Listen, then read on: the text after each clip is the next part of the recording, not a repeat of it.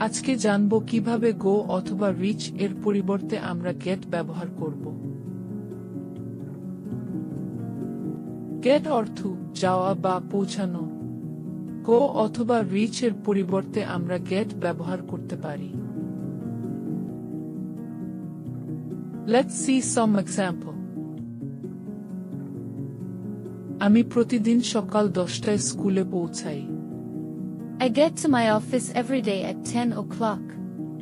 I get to my office every day at 10 o'clock. তুমি কিভাবে স্কুলে যাও? How do you get to school? How do you get to school?